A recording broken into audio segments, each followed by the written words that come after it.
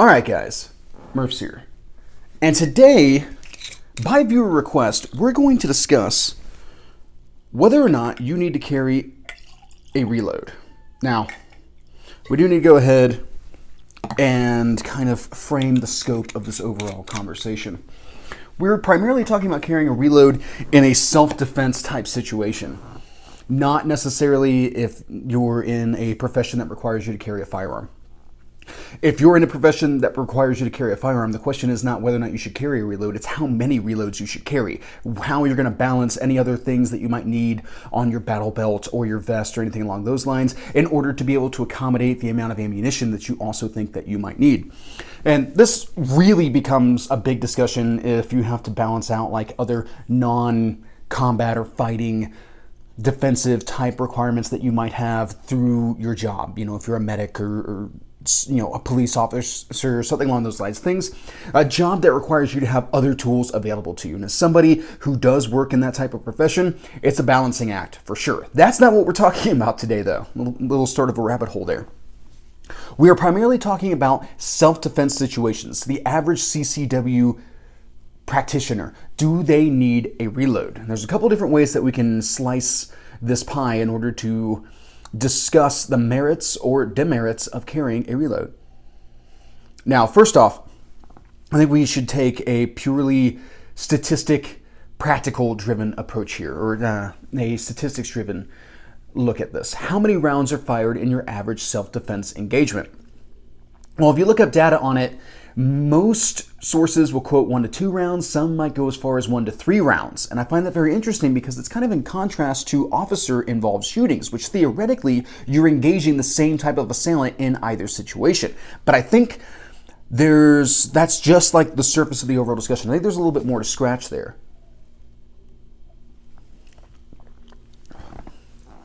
I think there are two facets of that conversation that will help explain why there's such a disparity between the number of rounds fired in an officer-involved shooting and a self-defense shooting. Because in an officer-involved shooting, you'll have guys empty entire mags, possibly multiple police officers emptying entire magazines into one assailant, whereas the average self-defense shooting is being solved within far less than that. It's being solved within the capacity of a revolver.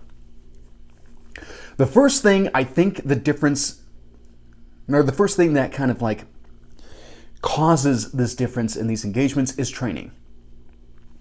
Even though the vast majority of police officers you talk to will claim that they don't have enough training, especially whenever there's some sort of officer-involved shooting that goes wrong, be it not being diligent about what their background looks like or, screaming taser and drawing a gun instead. A lot of times, those departments or agencies will cite that they don't get enough training. They don't get enough funding for ammunition or time. There's only so many hours in a day and there's so many other things that they have to take care of. They don't get enough time to be able to train, to be proficient in these types of tasks. But honestly, you'll find that same complaint in any job that requires the carry of a firearm. 100%. You'll see it all the time in the military. You'll have like an AG unit complaining that they don't get enough time on qualifications and stuff like that. They don't get enough time behind their rifles, and that's why their qualifications look abysmal, something along those lines. Everyone's supposed to be a rifleman first, so why aren't we getting more time training? Well, because, that's not your primary duty, and there's only so much time for all the tasks that have to be accomplished. You'll hear that same complaint from special forces units saying that they don't get enough ammunition, different types of ammunition, to be able to conduct their training. Now, the funny thing is, between those two units, there's a vastly different allocation of ammunition and ammunition types. But both are still fielding the same complaint. Some of that is valid. Some of that's also because you could probably give them an unlimited supply of ammunition, and not only would they still probably not have the time to be able to utilize it appropriately, they would still say they need more. And that's okay, because if you want to be good at shooting, you do have to put in a lot of rounds. If you want these actions and activities to be second nature, it's time on the range that's going to do it. Dry fire can only take you so far.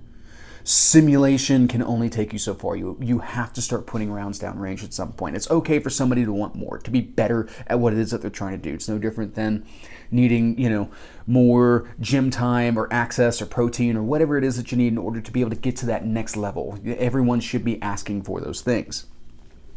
Now, some early training that I got in my job, actually the first shooting course I ever attended was through my job. And something that we were taught there was that you would shoot your target until it was no longer able to resist or interested in resisting. This was a carbine course, mind you. We were shooting at paper targets on a backboard. Those targets weren't going down. So after we did our initial zero and qualification and covered some training for improvement on your qualification, more steady position and all that kind of stuff, we started doing mag dumps. We started doing a lot more dynamic styles of shooting. And the first day and a half was just ripping 30-round mags from a stationary position 25 yards away. And the idea was to keep all of your hits A-zone. It would be okay if the occasional round kind of went out of A-zone, but nothing should go off paper. You should have all of your hits on torso at the very least. And then we started incorporating walking and getting to the point where we could expend 2 mags plus covering that 25-yard distance with keeping our hits, having that right recoil management and assessing our sights and all that kind of stuff to keep those hits good center mass. That was like a 2-week course. The idea is the same. People who train to carry a firearm for a living train to continue to engage that target until they're no longer able to offer resistance. Able or willing, whichever comes first. Thank you.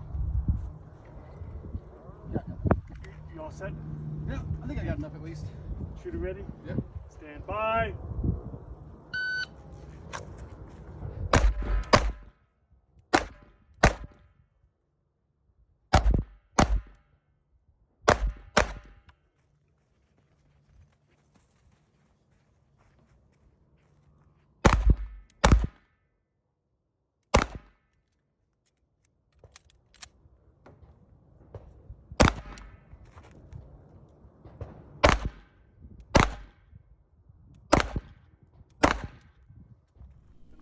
The average self-defense shooter does not. Your average shooter in general expends a couple hundred rounds a year with wide spaces in between that shooting, which is okay. Not everyone has the time or the resources to be able to allocate to shooting every weekend like I do. That's okay. I understand it 100%. But what you need to be very diligent about is understanding what it is that your training is actually getting you. Sure, there are plenty of great low round count drills that you can cover that will give you good training, but getting into fighting mindset and all that type of stuff, you have to understand what your results are going to look like. It is a Hollywood fallacy that people rise to the occasion. The plucky underdog that weighs all of 100 pounds doesn't suddenly amass the strength of 20 pounds of lean muscle to beat the bad guy. That's not reality. I see it all the time because a huge part of my job is training others. People fall to the lowest level trained, and they do so with surprisingly little pressure. I just spent the last 2 weeks watching this type of thing occur. You get somebody's heart rate up a little bit, you put them under stress, you get that adrenaline pumping a little bit, next thing you know, they just go smooth-brained and are just doing stuff that you never would have fathomed that they would do to begin with because you had a higher estimation of their capabilities. That happens. That's just how things go.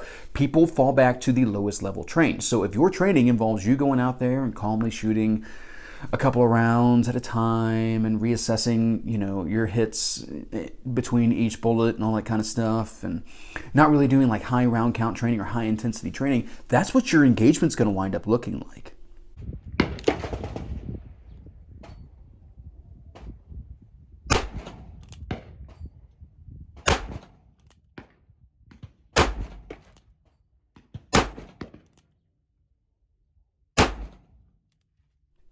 If you compete in competitions, a lot of times it's just 2 rounds to neutralize the target. You might rip 2 rounds at your opponent and then assess. When that guy hasn't gone down, you should theoretically still be shooting him.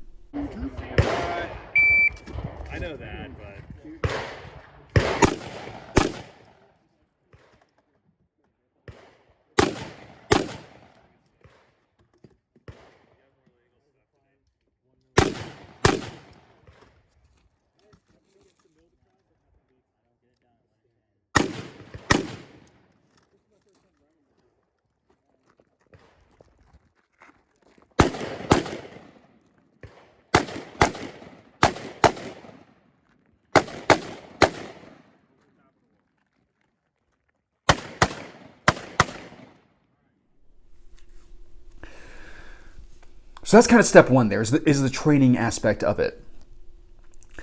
Step two, I think, might be a difference in the opposing combatant. In a self-defense type situation, you're primarily dealing with ambush predators, which already, if you look like a hard target, they may avoid you to begin with.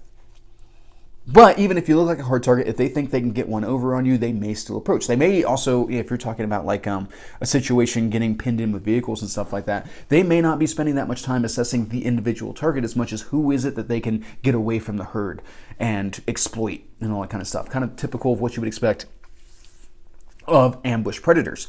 If you show that you are capable of fighting back and injuring said ambush predator, they are less likely to want to stick that fight out with you. And I think this would probably encompass the vast majority of self-defense type situations. Oh, this opponent is willing to fight back. They are capable of fighting back. I need to get out of here before this turns against me. That's why not all self-defense shootings necessarily result in a casualty. The cat has been very needy lately, so she might make an appearance here in a minute. So with that being the case, this person's like, you know what? Never mind. This is not worth getting killed over, whatever it is that it may be. You do occasionally run into somebody who is absolutely just out there to hurt somebody, that are just looking to be evil and do evil things. And really the only way to deal with evil is to put a bullet in it. And we've seen this time and time again. When you're talking about an officer-involved shooting, you're talking about somebody who knows that they are presently committing a felony and that this is probably going to end pretty poorly, that they're looking at extensive amounts of time in jail. They're probably already wanted for something pretty significant to begin with. It's worthwhile to them to go down fighting. Potentially. You're engaging in a scenario where you're more likely to encounter this type of opponent as opposed to being a CCW holder who's just, trying to go to the corner store to get smokes. Something along those lines. Police officers are going towards violent offenders. They are trying to arrest these types of people. And these are people who might very well decide that they're going to stand and fight. They also might be hopped up on something, which you could encounter in a CCW type situation as well. It's not outside of the realm of possibility, but that's probably going to require more than 3 rounds to end. We frequently see this in police-involved shootings as well. Okay, so that's the data-driven portion of this. We can look at this and say, well, ideally, you could carry a wheel gun with no reloads and you could solve pretty much any problem that's out there that's worth solving. Now, something else that you might run into with this is that a lot of people like to cite that, well, police are shooting people so many times because they've gone to the 9mm. The 9mm is wimpy. This is an absolutely ridiculous assertion. I hate reading it, and I see this pop up every once in a while. I've seen it in my own comments section.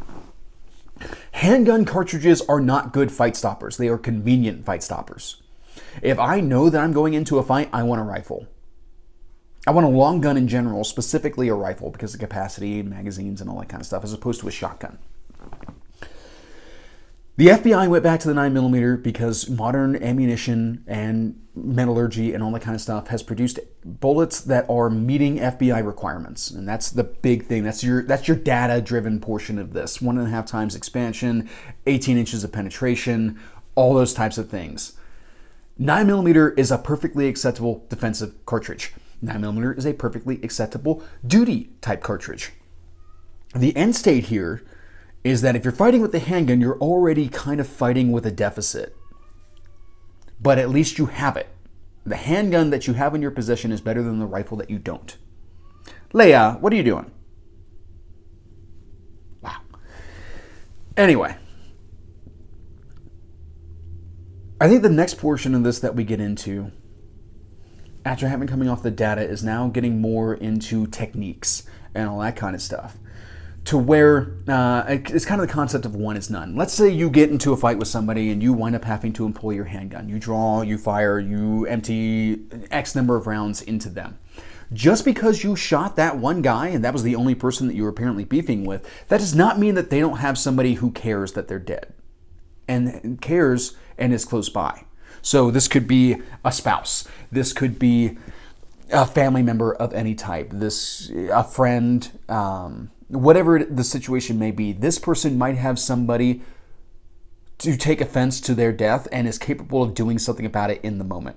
So great, you took out one threat, there could be a second threat lurking. And in this case, that second threat knows that you're armed, knows that you're willing to fight. So they've got to balance the tactical situation back in their favor. They're going to look to try to nullify your advantage. Having an additional magazine, speed strip, whatever, to be able to top up your gun is pretty advantageous in that, because who knows how many rounds the next one's going to take. That person's going to seek cover. So you may not necessarily just be able to straight up engage them in the open. You might have to exchange a couple salvos in order to be able to finally end that fight.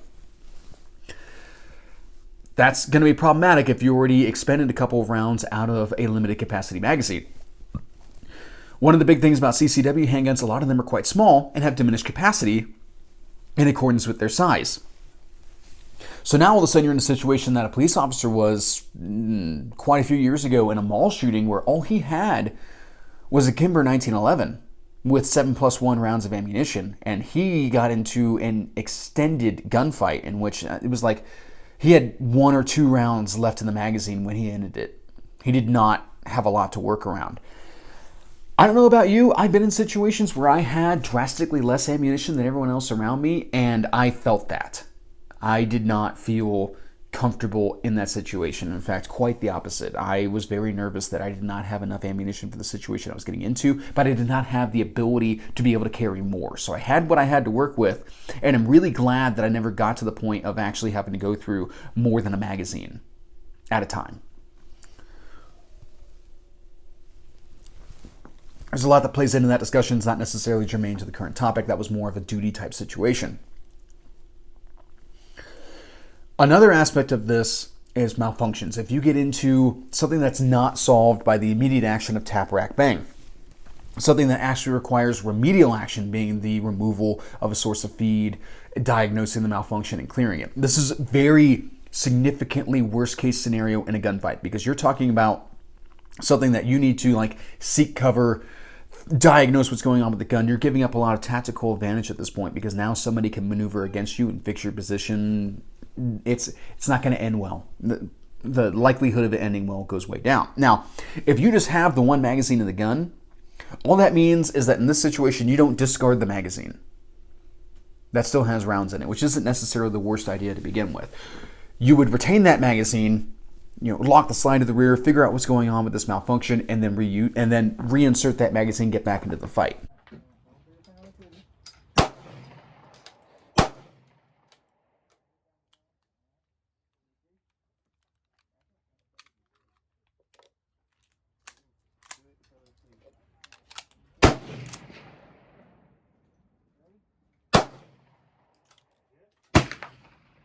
One of the reasons that it's better to discard that magazine is that those types of malfunctions may incorporate the magazine. You might have a faulty spring or something along those lines, your feed lips are messed up, whatever it is that it may be. It's better to get rid of that magazine and go with a fresh magazine that hasn't given you any issues yet than it is to try to reuse that mag. And I see this a lot. I've run into situations running 1911s and stuff like that, where I had a significant malfunction and I just ditched that magazine, because sometimes 1911 mags, not all 1911 mags are made equal. So ditch that thing, get on to the next that you need to do. Glock magazines, depending on how often you shoot and how much you train, could potentially get worn out, though I have yet to see a magazine-related malfunction on a Glock. Most of the time, it's more of a user-induced malfunction than it is anything else. However, having that additional magazine available gives you flexibility that not having the magazine doesn't give you.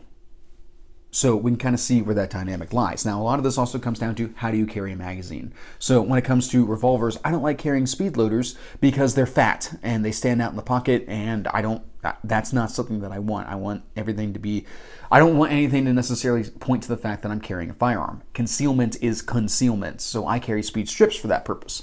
My pants also have built-in magazine pouches. These are Vertex concealed carry pants. So if I should choose to carry an additional magazine whenever it is that I'm carrying a handgun, I can drop them into these pouches, and that's how I get around carry. There's a lot of other ways to do it, but I highly implore you to seek concealed options so that your magazines are not the thing that give away the fact that you're carrying.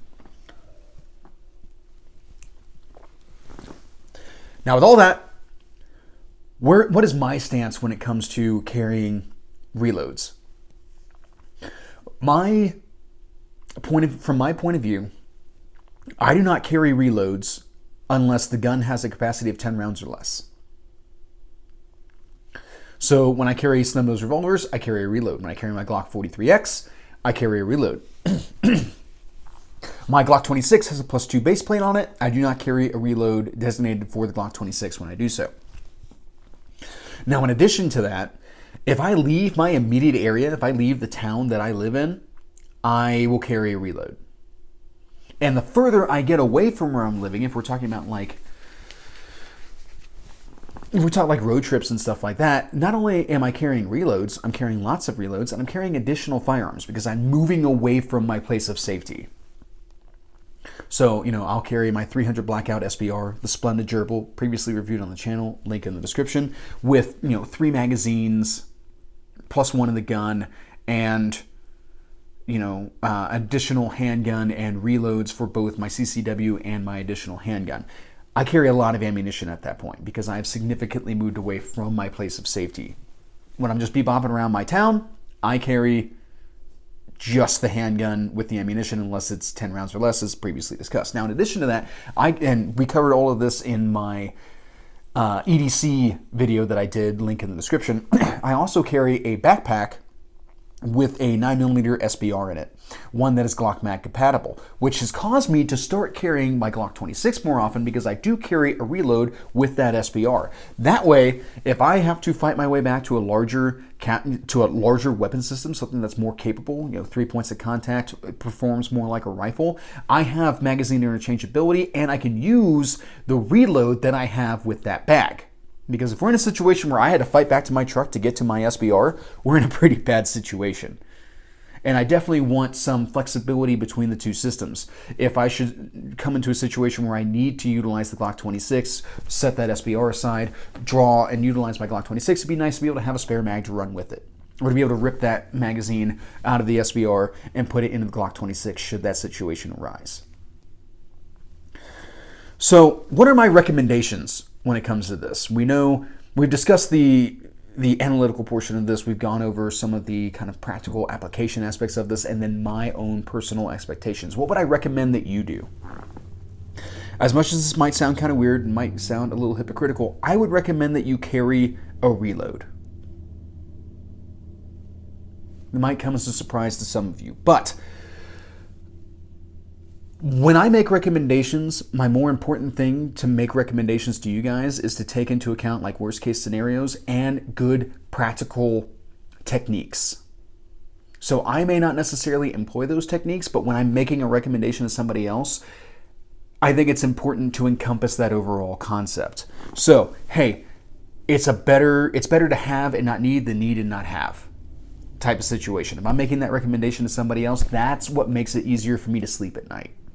Is that I gave you what is honest to God, probably the better, more practical piece of advice than maybe my bad habits or how it is that I foresee my situations occurring. Now, this is also where a lot of people will tell you, well, my gunfight's not going to be your gunfight, so I'll just do whatever it is I'm going to do. I absolutely hate that sentiment. 100% despise that sentiment, because as much as yes, our gunfights may not necessarily be similar, we'll make very different decisions, probably have already made very different decisions in how it is that we conduct ourselves, how it is that we expect to engage in our day-to-day interactions with other people, as well as what equipment and gear and firearms and ammunition and all that kind of stuff that we carry.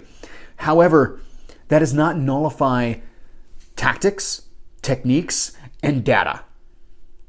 Because that is what we use to extrapolate what our gunfight could look like and what drives us to make the decisions that we need to make in order to be able to develop our system to survive said gunfight. Like, that sentiment is a cop-out and I hate it. All right, guys, I think that pretty much covers my thoughts on this particular subject. I hope you guys found this interesting, and that's pretty much what I got. Have a good day.